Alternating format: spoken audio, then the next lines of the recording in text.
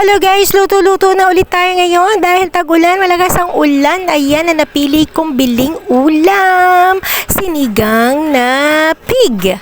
Ayan, binili ko yan. Mura-mura lang po yan sa ating suki. Ang kangkong 10 piso lang, guys. Yummy, yummy. Masarap, masarap ang mga sahog. May gabi, may gabi. Bili na kayo, bili na kayo. Ayan guys, tara, luto tayo.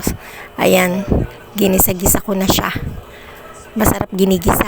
Ayoko nang tuloy laga. Gusto ko gisado para kapit ang lasa. Tara guys, samahan niyo ko magluto ngayon sa kusina ni Oga.